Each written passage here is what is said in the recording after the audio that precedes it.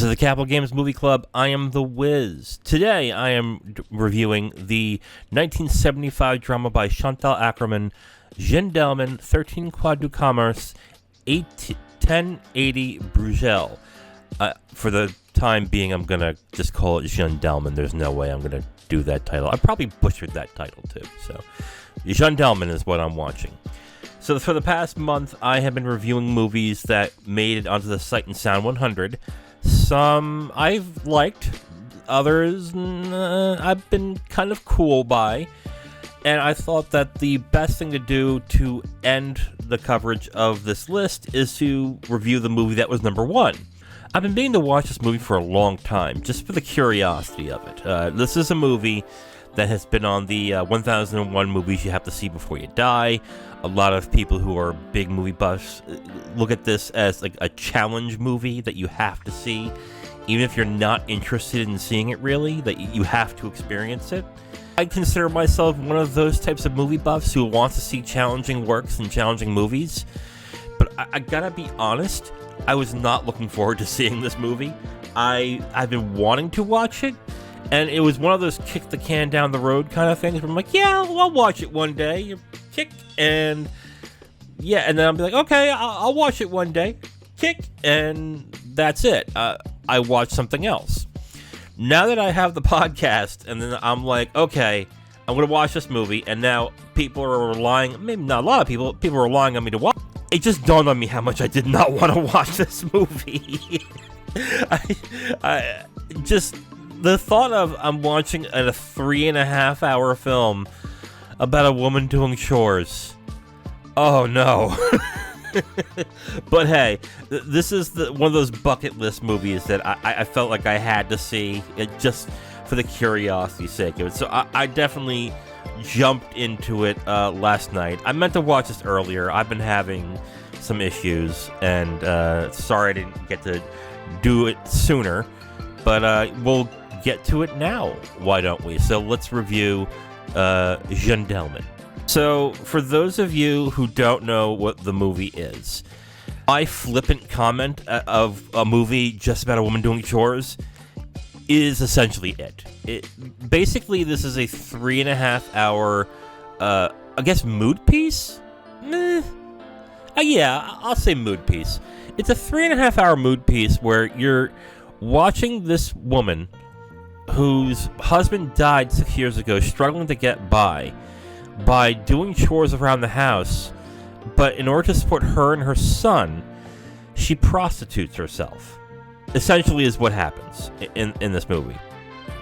And every day, she is doing her chores in this very regimented, very exacting fashion, and then she has one of her Johns, and then she essentially makes dinner for her son, and then that's it. That's her day. And that's all you're watching. You're watching at least 3 days of that. And apparently the way the film was shot, it was shot in real time, where the actress, Delphine Seyrig, is doing all that stuff that is being shot. So basically you're just watching this actress do these chores. With that said, if you're expecting character development, plot development, stuff like that, don't. Dialogue, there's about maybe 10 minutes of it. There's 10 minutes of dialogue. There is no score, so you're not getting any music. All you're hearing in sound is the sound that comes out of what's being shown. So you're hearing water run, you're hearing you're hearing a liquid being poured into a cup, doors slamming on and off. It's very diegetic, so you're not getting a lot of filler and fluff. And when I say all you're watching is a woman do chores, that is all you're watching. I understand the reasons why Chantal Akerman did this. She wanted to portray a life of a woman who, with no prospects after their husband dies, what their life is like when that time comes. And it's a very depressing and very boring kind of feeling that you get. In all honesty, towards the end of the film, I was developing a pretty bad headache because of the dullness of it. Like, I was like, oh my god. I also want to confess something to you guys. When I watch a movie, I usually turn things off. I do not do other things while watching a movie. I had to in this movie. I was so bored. I was just mind-numbingly bored that at certain points in the movie, I don't turn everything off. I keep my phone on just to check the time. That I definitely do. In this movie, during certain scenes, I pulled out my tablet and played some Marvel Snap in certain scenes. And you know what's the screwed up part about it? I didn't miss anything. Like, I didn't miss a thing. I think there was one scene I was pulling out Marvel Snap where she was making a sandwich. And I played about 3 rounds of Marvel Snap, and she was still making the sandwich. So I didn't really miss much in this. Now, that might lead some people to go, oh, then you really truly didn't watch the movie. I don't care. Like, I would agree with you most times, but in this certain situation, I don't care. Like, I'm going to watch it. I watched it. I sat through it. I went from beginning to end. I had to, and maybe that's just because the way I am now, that I need to distract myself at that certain point, but I couldn't picture myself sitting through this movie for a long period of time where nothing was going on. You know, I really hate people who do that too. Like, I'm exposing myself as a hypocrite, because a lot of people say I hate watching movies where nothing happens, which really what it means is I don't like it where, like, something dramatic happens or something that keeps my attention happens, or no action or no drama or something like that. I hate movies where nothing happens, and that's wrong, because something always happens in a movie. But in this case, nothing happens.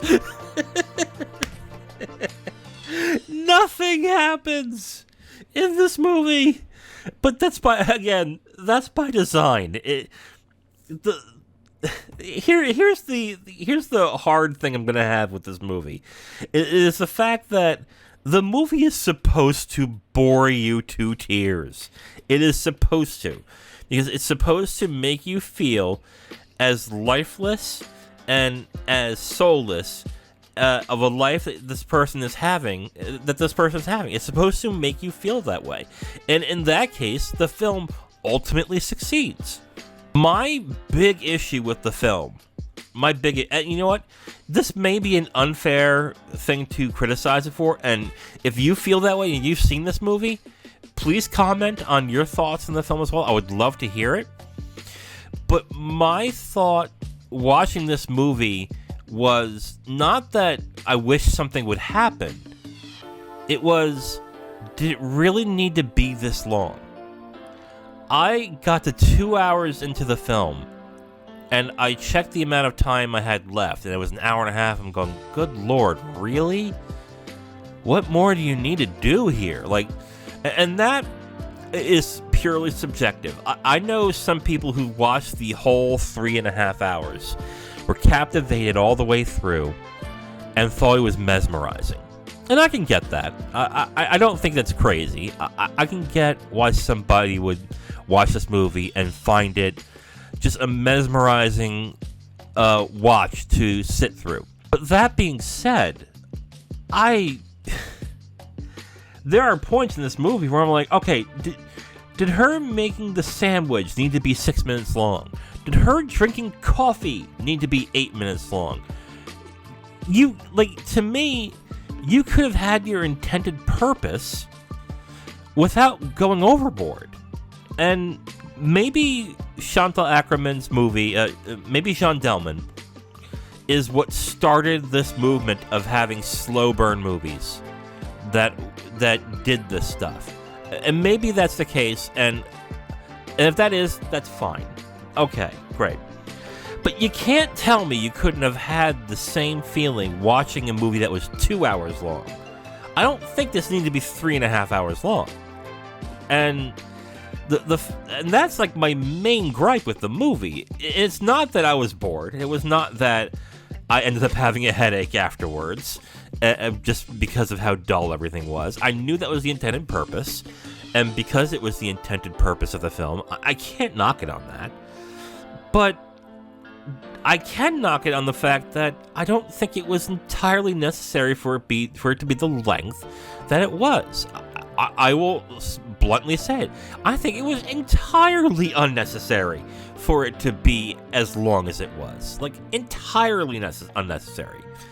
Literally, when the film ended, the first thing I said was, thank God. I was like, oh my God. Like, holy crap. And I didn't hate this movie. I know I'm coming off as like I hated this movie. I didn't. There are films that are supposed to make you uncomfortable, okay? But there is a balance to it. There is a balance to the point where you make a person uncomfortable, but you don't make them so uncomfortable that they'll want to turn off the movie. Or they're going to say, oh, fuck that. I'm not sitting through this. Like, I've had those types of things happen in movies. I think everyone has, to a certain extent, unless you really have an iron stomach. But there is a balance to that, though. Like, there is a balance to where you make somebody uncomfortable, but you don't do it to a point where you, I guess, shake their sensibilities, or you just shake their willingness to endure that in order to deal with it. And in the weirdest way, Jeanne Dielman shook those sensibilities for me in absolute tedium and boredom, where I'm like, okay, I get what you're doing here, but does it need to be this long? Do I really need to have her listen to a 5-minute conversation of her trying to find what button is right for her damn coat? I don't think that's entirely necessary. I would say hour and a half, 2 hours of the film, I was fine. And then after that, I'm like, okay, come on. Come on. But yeah, and this is going to be sacrilege to some people. Like, oh, how could you?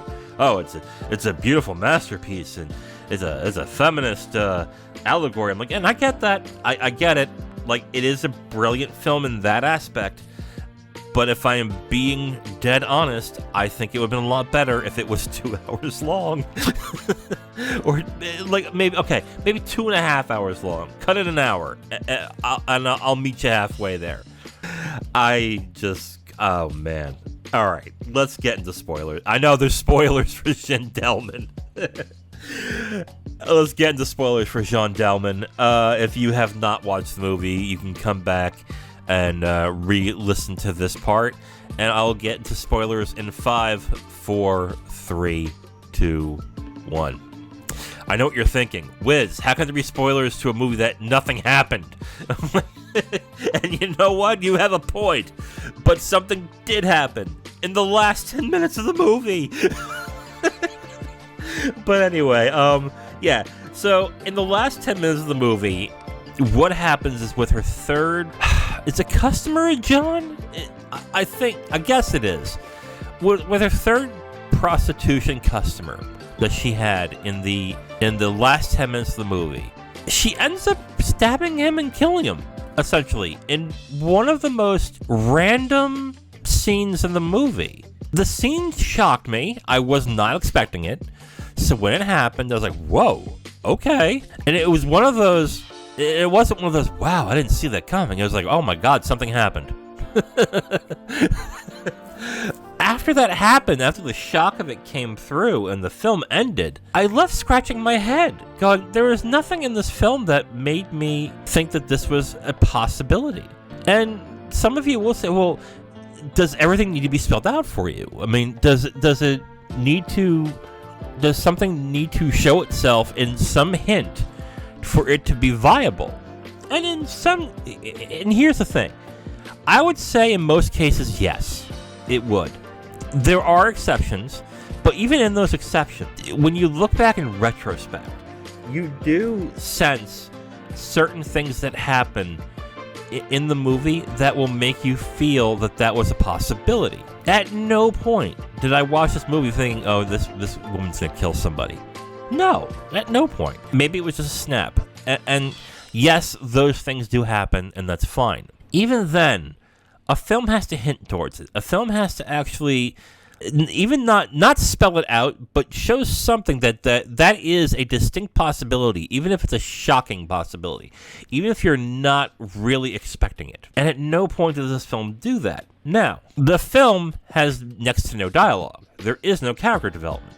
There is nothing that could ever hint to that happening. And the only thing you can infer is that the audience member can understand that someone being so bored and dissatisfied with their life that it would lead to that. Which, okay, I possibly could do that, but that's also kind of hard for me to actually sit there and go, yeah, okay, I guess. Even then, I'm still struggling a little bit to sit through that and think about it and go, I don't understand. Okay, I guess. It's like, I guess I don't really understand what's going. All right, whatever. I guess after 3 hours and 20 minutes, nothing happening, and then for the last 10 minutes, something finally happened. It didn't have the desired effect on me. I know when this happened with some people, I read online when this happened with some people, it shocked them. It was like, oh my god, like, oh, like it really hit them by surprise, and it affected them. It didn't affect me. I was like, okay, okay, sure, right, okay. And that's it for spoilers.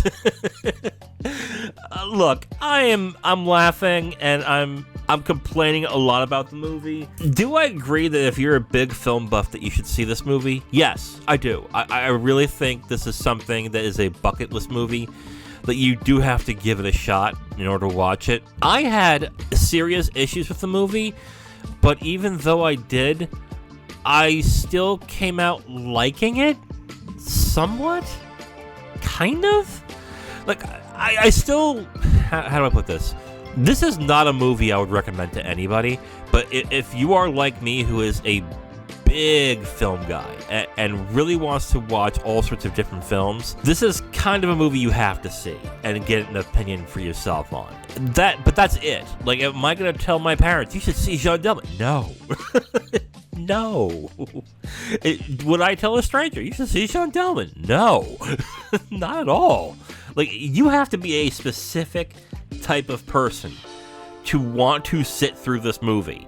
And if you're not that, avoid it. Just avoid it. If you don't like being challenged in a movie, and I'm not talking about challenge as in being upset. I'm talking about if you don't want to be uncomfortable or bored on purpose for a period of time, do not watch this movie. If you need to be entertained, do not watch this movie. If you are a big film fan and you want to see a film that is very different, I would say see Jeanne Dielman. Other than that, that's all I would say who it's for.